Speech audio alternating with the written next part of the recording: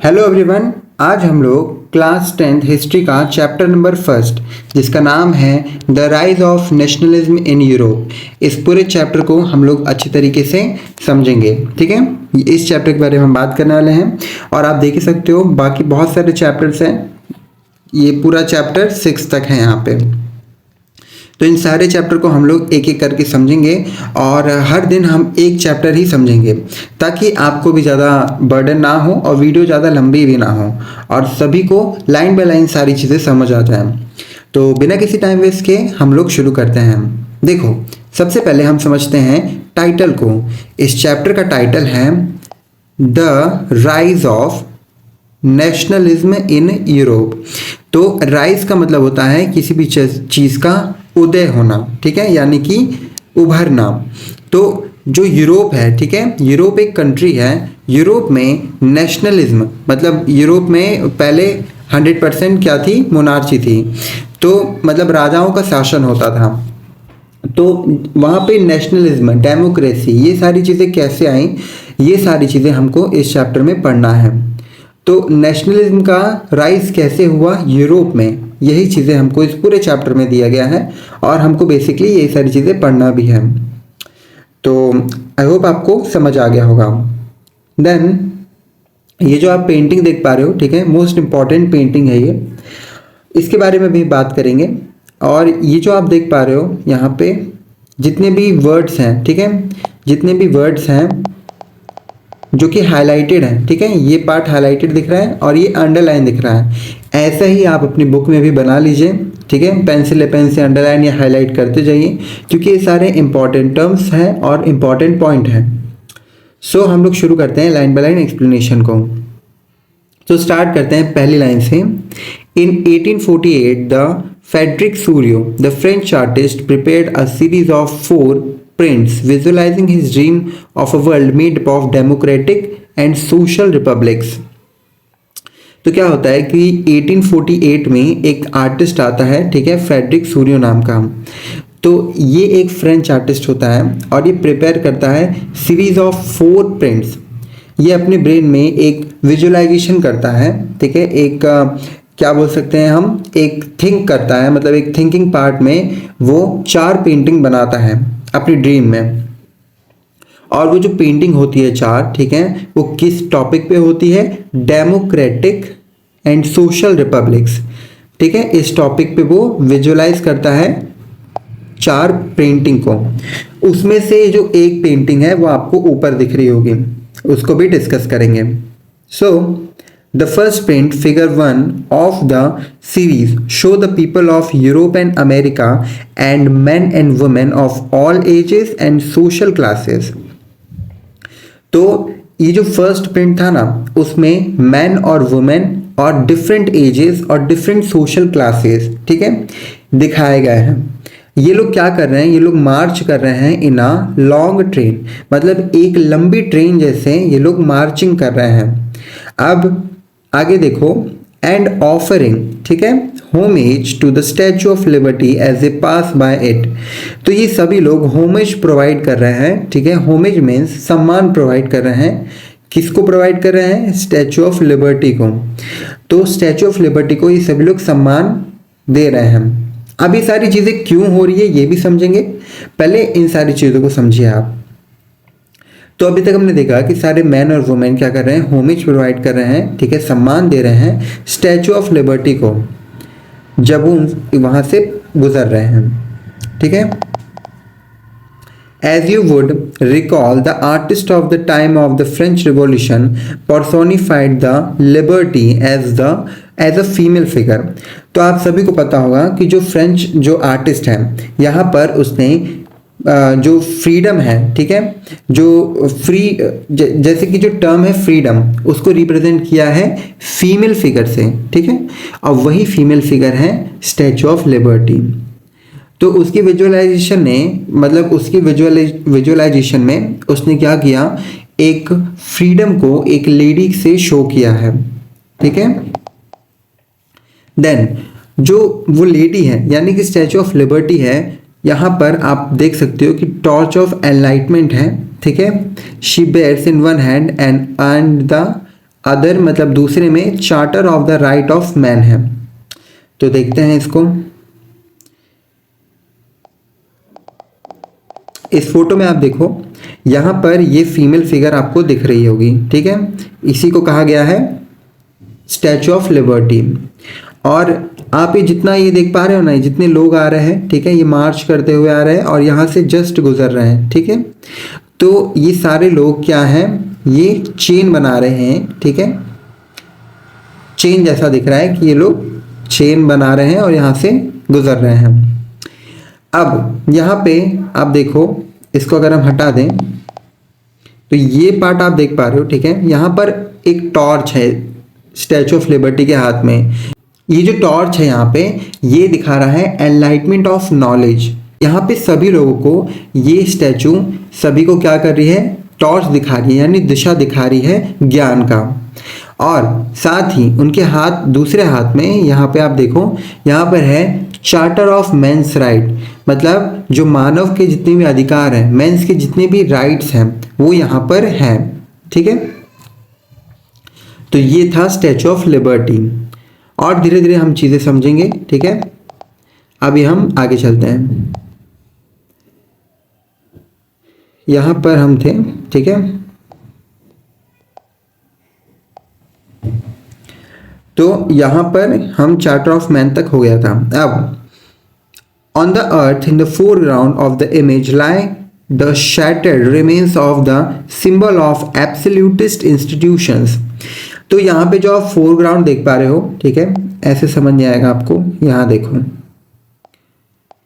यहाँ पे जो फोरग्राउंड का पार्ट है, ठीक है, ये जितना पार्ट देख पा रहे हो आप, ठीक है, ये क्या है, ये टूटे हुए टुकड़े हैं किसके, मोनार्च के, ठीक है। जो बड़े बड़े राजा थे, जो तानाशाही थे, ठीक है, जिन्होंने बहुत राज किया है लोगों पर, बहुत सताया है लोगों को, उन सारी चीज़ों, उन सारे राजाओं के टूटे हुए क्राउन हैं और कुछ अलग अलग डिफरेंट पार्ट्स हैं। ये सिंबल कर रहा है इस पेंटिंग में कि जो मोनार्च है उसका एंड हो चुका है, ठीक है, मोनार्च का द एंड हो चुका है, ये बता रहा है, ठीक है। मतलब देखा जाए तो फ्रेडरिक सूर्य ने एक बहुत अच्छी इमेजिनेशन क्रिएट की है, जिससे सभी लोगों के मन में एक नेशनलिज्म की भावना आए। अब देखो आगे, यहां पर इन सूर्य's utopian vision, the people of the world are grouped as a distinct nation identified through their flags and national costume। तो जो सूर्य की इमेजिनेशन थी, ठीक है, कौन सी इमेजिनेशन, यूटोपियन, मतलब आदर्शवादी जो भी विजन था उसका, उसमें क्या हुआ कि जो पीपल हैं वो आप उनको पहचान सकते हो, कैसे, उनके डिफरेंट कंट्री के फ्लैग के थ्रू और उनके पहनावे के थ्रू, उन्होंने जो कपड़े पहने हैं उनके थ्रू। तो चलिए हम इनको आइडेंटिफाई करते हैं पहले।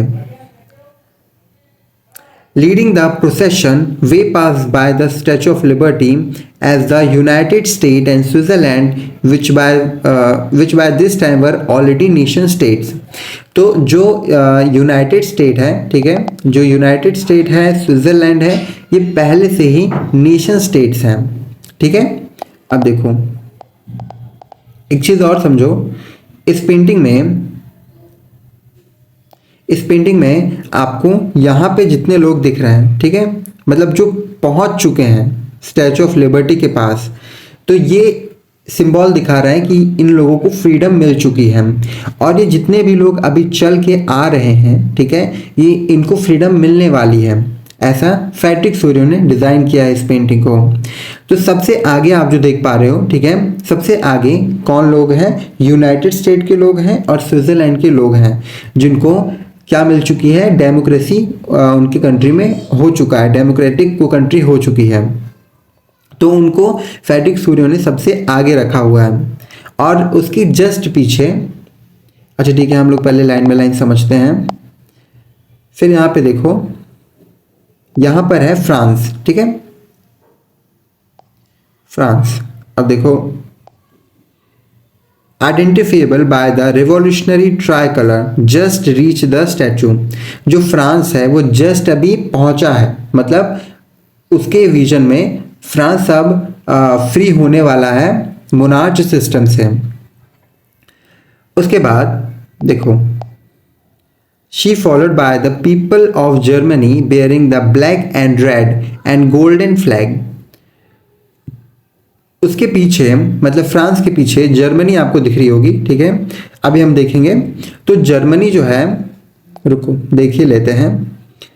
जर्मनी जो है, ठीक है,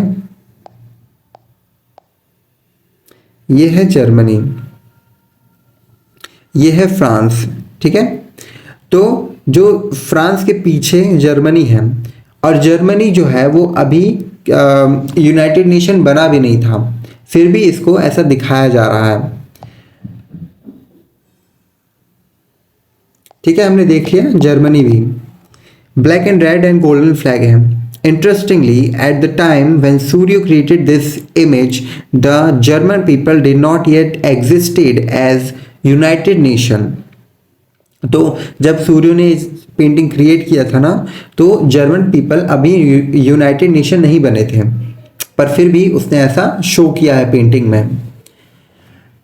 the flag they carry is an expression of liberal hopes in 1848 to unify the numerous German speaking principalities into the nation state under a democratic constitution। कहने का मतलब ये है कि उसने जो जर्मनी है उसको एज अ फ्रीडम स्टेट होने वाला है ऐसा इसलिए दिखाया क्योंकि वो चाहता था कि सारे लोग जो जर्मनी के हैं वो सब लोग यूनाइटेडली रहें, ठीक है, जर्मन स्पीकिंग करें और सभी लोग मिलके जर्मनी को एक नेशन स्टेट बनाएं और एक डेमोक्रेटिक स्टेट बनाएं, ठीक है। इसलिए उसने ऐसा जर्मनी को शो किया है। Then next, following the German peoples are the people of Austria, the kingdom of the two Sicilies, Lombardy, Poland, England, Ireland, Hungary and Russia. तो जो जर्मनी है उसके पीछे ये सारी कंट्री, ठीक है, आ रही हैं। कहाँ आ रही हैं? स्टैचू ऑफ लिबर्टी के पास। फ्रॉम द हेवेंस, ठीक है, above Christ, saint and angel grace upon the scene. They have been used by the artist to symbolize fraternity among the nations of the world. मतलब कहने का मतलब यह है कि जो ऊपर देखो, आपको पेंटिंग देख के ही समझ आएगा। देखो ये जो ऊपर आप देख पा रहे हो, ठीक है, जितने लोग हेवन मतलब जो बादल में जो ये लोग हैं, जो ये लोग स्वर्ग से देख रहे हैं, वहाँ पर अलग अलग लोग हैं, ठीक है, अलग अलग धर्म के भगवान को बनाया गया है पर्पसली, क्योंकि जो फ्रेडरिक सूर्य था वो चाहता था कि फ्रेटर्निटी की भावना सभी के मन में आए, ठीक है, सारे नेशन के अंदर एक भाईचारे वाला फीलिंग आए ताकि सभी लोग एक यूनाइटेड नेशन बन पाए, ठीक है, और सभी लोग मोनार्च सिस्टम के खिलाफ क्या करें, प्रोटेस्ट करें। तो ये सारी चीज़ें सोचकर उसने ये पेंटिंग क्रिएट की थी। तो अब देखो इस पेंटिंग में हमने बहुत सारी चीज़ें जानी कि जो हेवन है, हेवन में बहुत सारे अलग अलग धर्म के भगवान को प्लेस किया गया है ताकि वो सभी से कनेक्ट कर पाए इस पेंटिंग के थ्रू, फ्रेडरिक सूर्यो। और फ्रीडम को लेकर उसने एक स्टैचू बनाया था, स्टैचू ऑफ लिबर्टी, जो कि एक फीमेल फिगर है। उनके हाथ में टॉर्च ऑफ एनलाइटमेंट थी और charter of rights of man था। साथ ही ये जितने भी लोग देख पा रहे हो आप, ठीक है, ये सभी लोग अंडर मोनार्च सिस्टम है और धीरे धीरे जैसे ही वो स्टैचू ऑफ लिबर्टी के पास आ रहे हैं वो फ्रीडम फील कर रहे हैं, ठीक है, और जो लोग यहाँ पे रीच हो गए हैं, जो पहुँच चुके हैं, वो फ्री हो चुके हैं। ऐसा फ्रेडरिक सूर्यो ने हमें दिखाया है। तो बहुत ही इंटरेस्टिंग पेंटिंग थी। भी इस पेंटिंग के ऊपर क्वेश्चन आता है, इसलिए हमने इतना टाइम लिया इसको समझाने में। देन अब देखो ये जो पार्ट देख पा रहे हो आप, इसको मैं एक बार पूरा रीड कर दे रहा हूँ, उसके बाद हम इसका पूरा एक मतलब समझ लेंगे, ठीक है, क्योंकि ये लास्ट पैराग्राफ है इंट्रोडक्शन का, फिर हम चैप्टर 1 स्टार्ट करेंगे। So this chapter will deal with many of this issues visualizing by Frederic Sorrieu. Figure 1, During the 19th century, nationalism emerged as the force which brought about sweeping changes in the political and mental world of Europe. धीरे धीरे आप सभी को समझ आ ही रहा होगा. The end of result of these changes was the emergence of the nation state in place of the multinational dynastic empires of Europe. The concept and practices of a modern state in which a centralized power exercised sovereign control over a clearly defined territory had been developing over a long period of time in Europe. But a nation state was one of which the majority of its citizens and not only its rulers came to develop a sense of common identity and shared history to descend. The convenances did not exist from time immemorial. It was forged through struggle, through the actions of leaders and the common people. This chapter will look the diverse process through which nation states and nationalism came into being in 19th century Europe. ठीक है, काफ़ी बड़ा paragraph था. इसका मतलब क्या होता है कि इस चैप्टर में हम उस इश्यूज़ के बारे में पढ़ेंगे जो सूर्यो ने फिगर 1 में दिखाया था. 19th सेंचुरी के दौरान जो नेशनलिज्म एक ऐसे फोर्स के रूप में उभरा था जिसने यूरोप के पॉलिटिकल और मेंटल वर्ल्ड में काफ़ी सारे बदलाव लाए थे. ठीक है, मेंटल वर्ल्ड में काफ़ी सारे चेंजेस लाए थे.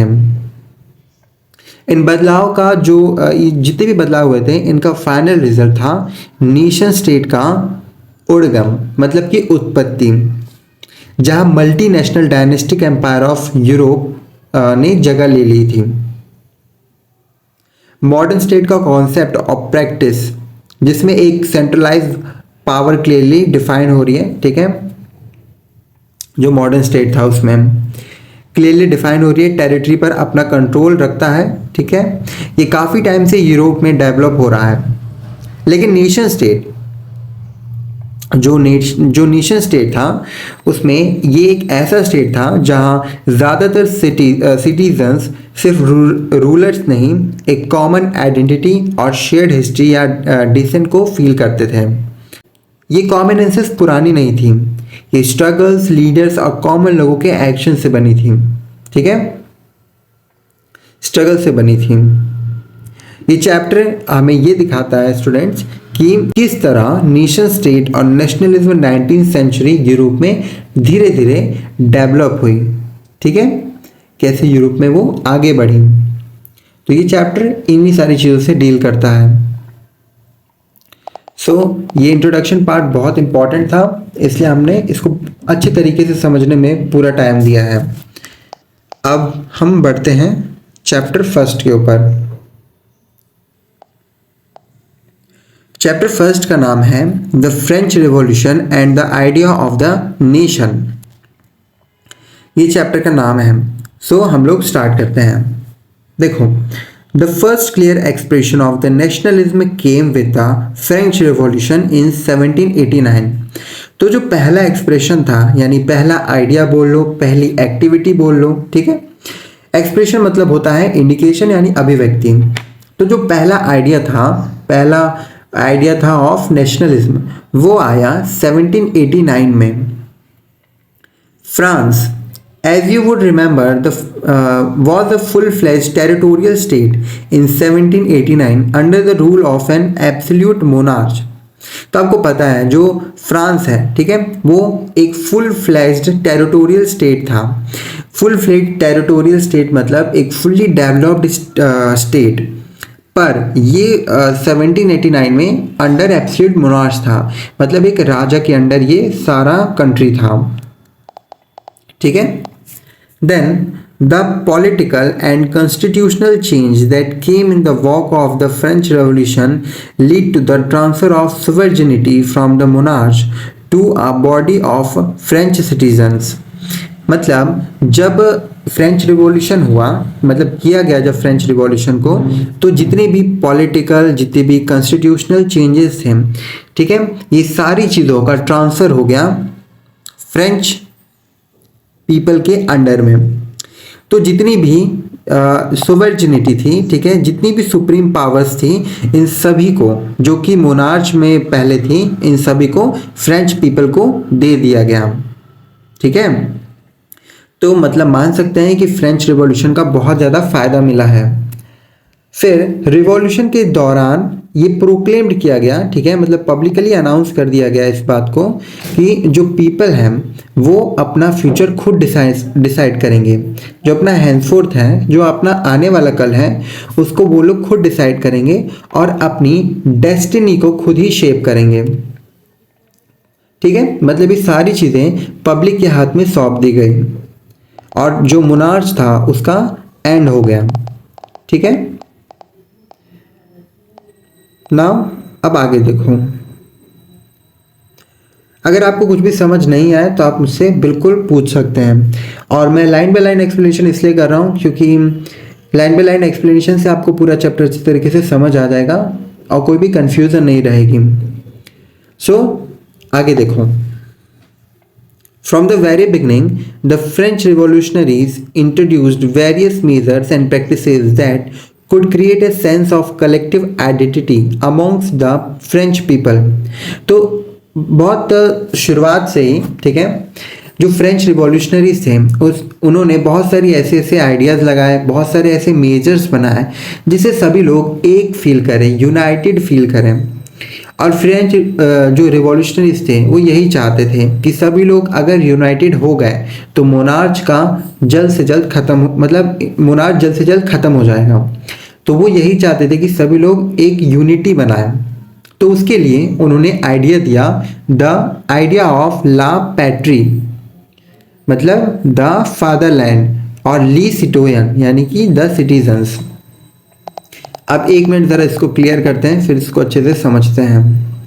देखो, ये आइडिया था ला पैट्री और ली सिटोयन। ये एम्फेसाइज करता है, मतलब ये किस बात पे जोर देता है, एक यूनाइटेड कम्युनिटी बनाने का, एक ऐसी यूनाइटेड कम्युनिटी जहाँ पर सभी लोग इक्वल राइट्स के अंडर हो, ठीक है, और सभी लोग एक समान यूनाइटेड हो, एक समान जो राइट्स है उसको एंजॉय करें, और कोई भी बड़ा यानी कोई भी बड़ा या छोटा ना फील करें। तो ये आइडिया ये एम्फेसाइज्ड करता है। तो इसके ऊपर क्वेश्चन आ चुका है, इसलिए अच्छे से इसको करना। तो अगर इसके ऊपर कोई भी क्वेश्चन आएगा तो अब आप कर सकते हैं। देन आगे बढ़ते हैं। A new flag, French flag, the tricolour was chosen to replace the former royal standard.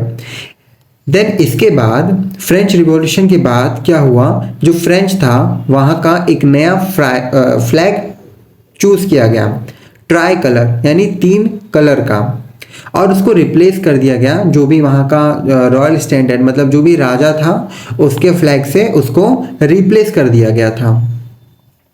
फिर the state general was elected by the body of active citizens and rename the national assembly. एक minute इसको ज़रा clear करते हैं, फिर समझते हैं थोड़ा। देखो, जो स्टेट जनरल था, ठीक है, पहले जब मोनार्च था तब इसका नाम स्टेट जनरल था। फिर जो फ्रेंच रिवॉल्यूशन हुआ उसके चलते पब्लिक ने इसका नाम चेंज करके नेशनल असेंबली रख दिया। बहुत इंपॉर्टेंट टर्म है, अच्छे से याद रखना। क्या रख दिया? नेशनल असेंबली रख दिया गया।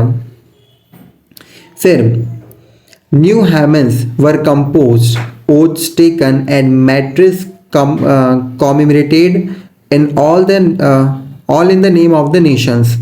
मतलब क्या हुआ, नए हाइमन्स मतलब नए पोएटिक नए सॉन्ग्स लिखे गए, ठीक है, सब कुछ फ्रेंच के ऊपर मतलब उनके देश के ऊपर, ठीक है, नए ओथ यानी शपथ लिए गए, नए मैट्रिस मतलब जो शहीदे थे, जो शहीद हुए थे लोग फ्रेंच रिवॉल्यूशन के तहत, तो उन सभी को कॉमेमोरेटेड यानी कि याद किया गया था, ठीक है।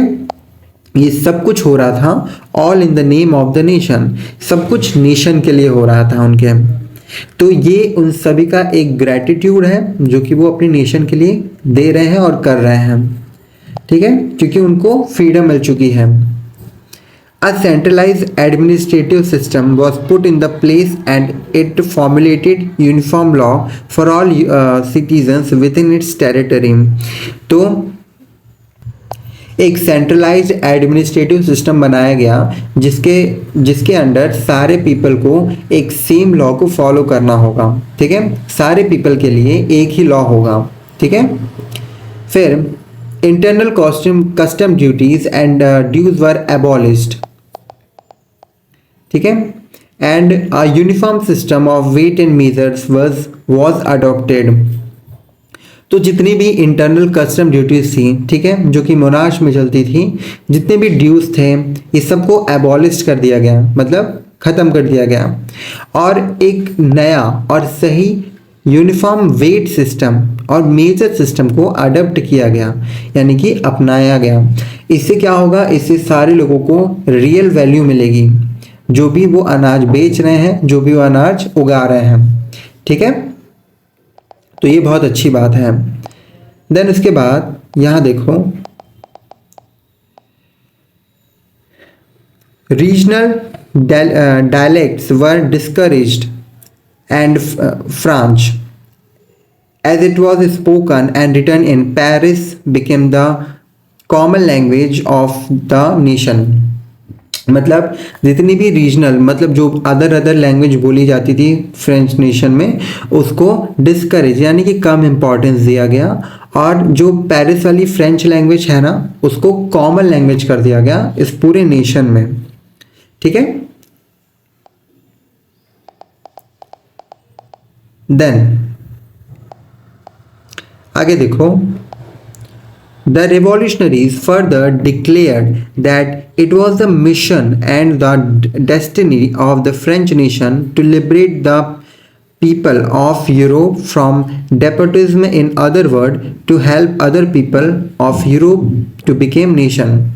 मतलब इसके बाद जो रिवॉल्यूशनरीज थे, उन्होंने ये भी कहा कि ये फ्रांस का मिशन है कि यूरोप में जितने भी ऐसे राज्य हैं, ठीक है, जितने भी ऐसे स्टेट्स हैं जो कि अंडर डेपोटिज्म हैं, ठीक है, मतलब जितने भी तानाशाही के अंदर लोग परेशान हैं, जो राजा बहुत तानाशाही हैं, है ना, उनके अंडर जितने भी स्टेट्स हैं उनको हम फ्री करवाएंगे और यूरोप को एक नेशन स्टेट बनाएंगे। ठीक है, तो इसको हम इरेज कर देते हैं। अब देखो, फर्स्ट मतलब इसका लास्ट है और इसमें बहुत इंपॉर्टेंट टर्म है, चलो देखते हैं। When the news of the events in the France reached the different cities of Europe, and students and other members of educated middle classes began standing up with Jacobin clubs. Their activities and campaigns prepared the way for the French armies, which moved into Holland, Belgium, Switzerland, and much of Italy in 1790s। कहने का मतलब ये है कि ये जो news है, ठीक है, फ्रेंच रिवॉल्यूशन की, जब ये बाहर डिफरेंट सिटीज़ में फैली, तो जो स्टूडेंट्स थे, ठीक है, अदर मेंबर्स थे, एजुकेटेड मिडिल क्लास पीपल थे, उन्होंने जैकोबिन क्लब्स को बनाना क्या कर दिया, शुरू कर दिया। तो ये बहुत ही इंपॉर्टेंट टर्म है, हमेशा क्वेश्चन आता है जैकोबिन क्लब्स के ऊपर। तो जैकोबिन क्लब्स क्या है? जैकोबिन क्लब्स एक ऐसे लोगों का ग्रुप था जो कि फ्रीडम और इक्वलिटी चाहते थे, जस्टिस, और वो ये चाहते थे कि सारे लोग इक्वल रहें, ना हमसे कोई बड़ा ना ही हमसे कोई छोटा, तो सारे लोग एक इक्वल पेस पे रहें, यही चाहते थे जैकोबिन क्लब्स के लोग। और ये जो था, ये सिर्फ तीन लोगों के ग्रुप से बना था, ये हमेशा याद रखना। फर्स्ट था student, other members and educated middle class, हमेशा आता है, अच्छे से याद कर लो। फिर ये जो जैकोबिन क्लब्स हैं, इन्होंने इनकी जो एक्टिविटीज़ हैं, अब उनको देखो, इन्होंने क्या किया, एक रास्ता यानी कि एक वे प्रिपेयर किया फ्रेंच आर्मीज़ के लिए। कहाँ पर? हॉलैंड के लिए, Belgium, Switzerland and much of Italy. ये सब 1790s में हुआ था। अब ये लोग वे प्रिपेयर क्यों कर रहे थे, रास्ता क्यों बना रहे थे? क्योंकि ये लोग चाहते थे कि वहाँ पर भी फ्रेंच रिवॉल्यूशन हो और वहाँ पर भी रिवॉल्यूशन सक्सेसफुल रहे, तो इसलिए ये लोग फ्रेंच आर्मीज़ की हेल्प कर रहे थे। देन आगे, with the outbreak of the revolutionaries war, the French armies began carry the idea of nationalism to abroad. जब फ्रेंच रिवॉल्यूशन का आउटब्रेक मिला, मतलब जब फ्रेंच रिवॉल्यूशन सक्सेसफुल रहा, तब फ्रेंच आर्मीज़ के मन में एक आइडिया आया नेशनलिज्म को अब्रॉड तक ले जाने का, वहाँ पर भी जाकर रिवॉल्यूशन करने का। ये आइडिया फ्रेंच आर्मीज के मन में आया। ठीक है, देन इसको फटाफट रिमूव करते हैं और आगे के पैराग्राफ पे मूव करते हैं। यहाँ पे आप देखो, ये जो आप मैप देख पा रहे हो ना, यहाँ पे आप देखो रशियन एम्पायर है, हमने अभी क्या क्या देखा, पोलैंड भी देख लिया, फ्रांस देखा। ठीक है, यहाँ पर आप लोकेट कर सकते हो। ठीक है, हैंगरी, फिर बहुत सारे कंट्री हैं यहाँ पे आप देख सकते हो, फ्रांस, स्विट्ज़रलैंड, स्पेन। ठीक है, ये सारी चीज़ें यहाँ पे लोकेटेड हैं। देन आगे मूव करते हैं। देखो, within the wide swath of territory that came under his control, Napoleon set about introducing many of reforms that he had already introduced in France. तो अब यहाँ पर नेपोलियन आ जाता है। ठीक है, नेपोलियन फ्रांस में एंटर करता है।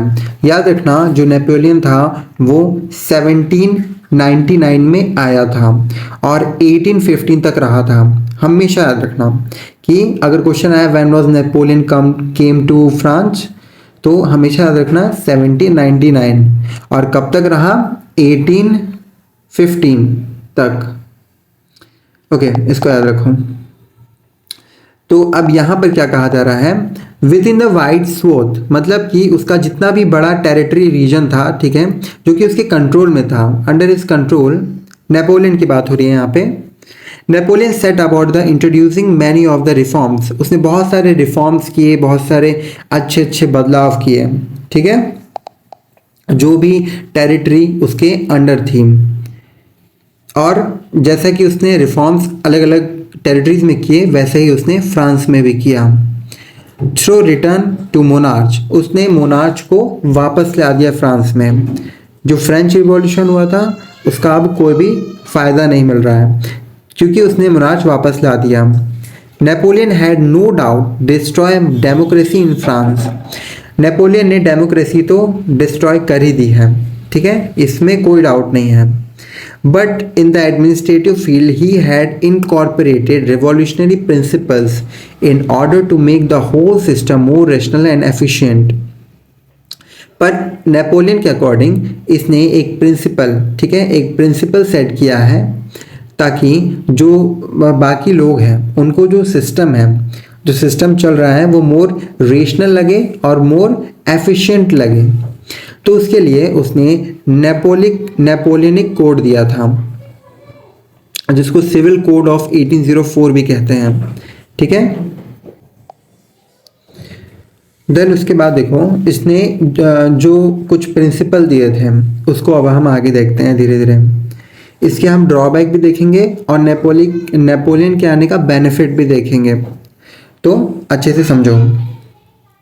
Napoleonic Code did away all privileges based on birth, established equality before the law and secured the right to property. जो नेपोलियनिक कोड था उसने जितने भी प्रिविलेजेस, एक मिनट इसको ज़रा हम क्लियर कर देते हैं ताकि और अच्छे से समझ आएगा। जितने भी प्रिविलेजेस थे, यानी जन्म सिद्ध अधिकार जितने भी थे, उनको हटा दिया था। ठीक है, और जितने भी equality before the law, secured the right to property, इन सारी चीज़ों को उसने क्या कर दिया था, हटा दिया था। फिर this code was exported to the region under French control. तो ये जो कोड था नेपोलियनिक कोड, इसको पूरे फ्रांस में जो भी उसके कंट्रोल में था उसमें एक्सपोर्टेड यानी फैला दिया गया इस कोड को। ठीक है, in the Dutch Republic, in Switzerland, in Italy and Germany, Napoleon simplified administrative division, abolished the feudal system and freed peasants from serfdom and manorial dues. तो जो डच रिपब्लिक था, ठीक है, स्विट्ज़रलैंड थे, इटली, जर्मनी, यहाँ पर Napoleon ने क्या किया, एडमिनिस्ट्रेटिव डिवीज़न किया। ठीक है, इसमें उसने एबॉलिश किया फेडरल सिस्टम, फेडरल सिस्टम मतलब जितनी भी जमींदारी से रिलेटेड जितने भी सिस्टम थे उन सबको हटा दिया, ठीक है, जो कि ये अच्छी बात है। उसने फेडरल सिस्टम हटाया, उसने फ्रीड पीजेंट्स, ठीक है, उसने एबॉलिश किया। मतलब ऐसे लोग, ठीक है, मतलब ऐसे लोग जो कि बड़े लोग, जो बड़े ज़मींदार हैं उनके अंडर में हो, ठीक है, उनको क्या कर दिया, उनको फ्री कर दिया उसने। उसके बाद सैफरडम भी हटा दिया, मतलब जो भी लोग गुलामगिरी कर रहे हैं बड़े बड़े लोगों की, ठीक है, बड़े ज़मींदारों की, उन सभी को हटा दिया। एंड लास्ट इसने मोनोरियल ड्यूज भी हटा दिए, ठीक है, जितने भी पुराने जो ट्रेड रूल्स थे उनको भी उसने क्या किया, रिमूव कर दिया। ये सारी चीज़ें नेपोलियन ने की है। फिर in the towns to the guild restriction were removed, और गिल्ट रेस्ट्रिक्शन भी उसने रिमूव कर दिया है। Transport and communication system were improved, ठीक है। Peasant, artisans, workers and new businessman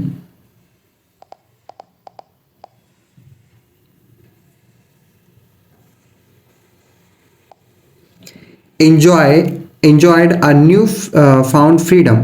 Businessmen, small scale producers of good in particular, began to realize that new law of standardized weight measures and a common national currency would facilitate the movement and exchange of goods and capital from one region to another.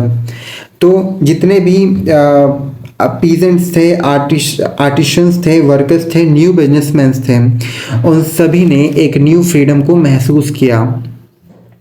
और जितने भी small scale businessman थे और जो big scale businessman भी थे, उन्होंने क्या महसूस किया कि जो अभी नया वेट सिस्टम इंट्रोड्यूस किया गया है बाय नेपोलियन, वो ज़्यादा अच्छा है और एक ही करेंसी को कॉमन कर दिया गया है ना, यानी कि फैसिलिटेट कर दिया गया एक ही करेंसी को। ये चीज़ भी बहुत ज़्यादा फ़ायदेमंद है। और इससे हो क्या रहा है, एक्सचेंज ऑफ गुड्स बहुत ज़्यादा इजी हो गया है वन रीजन टू अनदर में, मतलब एक्सपोर्ट इंपोर्ट बहुत अच्छा हो गया है गुड्स का। देन इसको रिमूव करते हैं और लास्ट पैराग्राफ की तरफ मूव करते हैं। देखो, however in the area conquered the reactions of the local populations of the French rule were mixed। तो जितना भी एरिया नेपोलियन ने कॉन्क्रिएट किया था, जितना भी जीता था, उसमें जो पीपल ऑफ रिएक्शंस हैं उनके रिएक्शंस मिक्स थे, मतलब लोग कंफ्यूज थे, है ना, कंफ्यूज थे लोग। अब क्यों कंफ्यूज थे वो भी समझते हैं। देखो, initially in many places such as Holland and Switzerland, as well as in certain cities like Brussels, Mainz, Milan, Warsaw, the French armies were welcomed as harbingers of liberty। तो ये सारे जो कंट्री स्टेट्स हैं, यहाँ पर जब French आर्मीज गई तो वहाँ पर उनका हार्बिंजर ऑफ लिबर्टी के जैसे स्वागत किया गया। मतलब उन लोगों को ऐसा लगा, पीपल को, कि ये जो फ्रेंच आर्मीज है ये रिवॉल्यूशन करेगी और हमें फ्रीडम दिलवाएगी। आगे देखो, but the initial enthusiasm soon turn to hostility as it became clear that new administrative arrangement did not go hand in hand with political freedom. पर ये जितना भी एंथुजियाज्म, जितनी भी उन लोगों की खुशी थी, वो तुरंत हॉस्टिलिटी में बदल गई जब उनको ये पता चला कि जो न्यू सिस्टम एडमिनिस्ट्रेटिव अरेंजमेंट है वो पॉलिटिकल फ्रीडम नहीं दे रहा है। तब लोगों को, और मतलब जो लोग हैं वो गुस्से से भर गए। लोगों का गुस्सा होना एक वाजिब रीज़न था, ठीक है, क्योंकि वहाँ उनका जो टैक्सेशन था वो इंक्रीज कर दिया गया था, सेंसरशिप लगा दी गई थी। सेंसरशिप मतलब किसी भी चीज़ के लिए बोलने पे, ठीक है, या फिर लिखने पे रोक लगा देना, ठीक है, तो सेंसरशिप लगा दी गई थी। फोर्स टू कॉन्स्क्रिप्शंस, मतलब कि जो फ्रेंच आर्मीज़ है वो क्या कर रही थी, लोगों को ज़बरदस्ती फ्रेंच आर्मीज़ में भर्ती कर रही थी, क्योंकि उनको जो जितना भी रिक्वायर्ड रेस्ट ऑफ यूरोप था उसको जीतना था, तो उसके लिए ज़्यादा बड़ी फोर्स चाहिए। इसलिए वो लोग कॉमन पीपल को क्या कर रहे थे, फ्रेंच आर्मीज में भर्ती करते जा रहे थे। तो कुल मिलाकर उन सभी लोगों पे जुल्म हो रहा था, ठीक है। ये सारी चीज़ें एडवांटेजेस दे रही थी सिर्फ एडमिनिस्ट्रेटिव लोगों को, मतलब जिसने एडमिनिस्ट्रेटिव चेंजेस किए हैं। बाकी सारे लोगों को ये क्या हो रहा था, नुकसान दे रहा था। तो यहाँ तो होता है हमारा ये चैप्टर ख़त्म, पर साथ ही ये भी देखो कि जो नेपोलियन था उसने क्या क्या अच्छा किया और क्या क्या गलत किया उसने। मीन्स बेनिफिट्स एंड ड्रॉबैक देखो। सबसे पहले देखो यहाँ पर उसने देखो जो नेपोलियन था उसने क्या किया था, इस्टेब्लिश किया था, यहाँ पे लिखा था शायद, इस्टेब्लिश किया था इक्वलिटी बिफोर द लॉ। ठीक है, ये उसने बेनिफिट किया, पहला बेनिफिट था। फिर सिक्योर किया द राइट ऑफ प्रॉपर्टी को, राइट ऑफ प्रॉपर्टी को, ये हो गया दूसरा। फिर उसने तीसरा अच्छा काम किया था, abolished federal system. Federal system ये है, ठीक है, ये उसने तीसरा अच्छा काम किया था। फिर फोर्थ उसने सही किया था, transport and communication system were improved. ठीक है, ट्रांसपोर्ट इम्प्रूव हो गया था, ठीक है, एंड कम्युनिकेशन क्या हो गया था, इम्प्रूव। ठीक, फिर स्टैंडर्ड जो वेट सिस्टम था, ठीक है, स्टैंडर्ड जो वेट सिस्टम था ये भी उसने अच्छा इक्वल कर दिया था। और जो करेंसी थी, ठीक है, करेंसी ये भी उसने क्या कर दिया था, एक जैसे कर दिया था। ठीक है, तो ये भी उसने अच्छा किया था। और यहाँ पे एक चीज़ और उसने सही किया था, यहाँ पे गिल्ट रेस्ट्रिक्शन जो था, गिल्ट रेस्ट्रिक्शन कहाँ गया, ये पॉइंट, ये जो गिल्ट रेस्ट्रिक्शन है वो भी इसने रिमूव कर दिया था। तो कह सकते हैं कि इसने कुल मिला के 7 बहुत अच्छे काम किए थे, बेनिफिट हुआ नेपोलियनिक कोड का। अब साथ ही देखो क्या क्या नुकसान हुआ ये भी देख लेते हैं।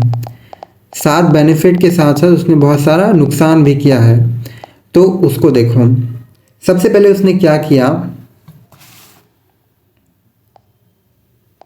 सबसे पहले देखो लैक ऑफ पॉलिटिकल फ्रीडम दिया उसने। ठीक है, मतलब यहाँ पे आप देखो hand to hand political freedom आपको उसने मतलब प्रोवाइड नहीं की थी लोगों को। ठीक है, देन उसने क्या किया था, टैक्स को बढ़ा दिया था, टैक्स को बढ़ा दिया था। फिर उसने सेंसरशिप लगा दी थी, मतलब बोलने और लिखने पे रोक। उसके बाद उसने कॉन्स्क्रिप्शन किया, यानी कि ज़बरदस्ती फोर्स कर रहे थे फ्रेंच आर्मीज भर्ती होने के लिए लोगों को, तो फोर्स्ड कॉन्स्क्रिप्शन इनटू फ्रेंच आर्मीज, ये भी उसने सही नहीं किया। मतलब 4 चीज़ें ड्रॉबैक हैं नेपोलियनिक कोड के और 7 चीज़ें उसने अच्छी की हैं। तो आप अपनी राय ज़रूर बताइएगा कि नेपोलियन ने क्या सब कुछ सही किया या फिर सब कुछ ही गलत किया। तो हमारा चैप्टर फर्स्ट यहाँ पे डिटेली लाइन बाय लाइन ख़त्म हो चुका है। अब हम लोग कल चैप्टर 2 पढ़ेंगे और टेंशन मत लीजिएगा, चैप्टर 2 इतना बड़ा नहीं होगा क्योंकि ये वीडियो इसलिए बड़ा हो गया क्योंकि इसमें इंट्रोडक्शन पार्ट भी था जो कि समझना बहुत बहुत इंपॉर्टेंट था, इसलिए मैंने इंट्रोडक्शन आपको समझाया। देन अब सिर्फ चैप्टर 2 चैप्टर है तो उतना टाइम नहीं लगने वाला है। ओके, अगर वीडियो पसंद आई तो द टोटल एनसीईआरटी को सब्सक्राइब करना मत भूलना। मैं मिलता हूँ कल चैप्टर नंबर 2 के साथ, तब तक के लिए स्टे ट्यून।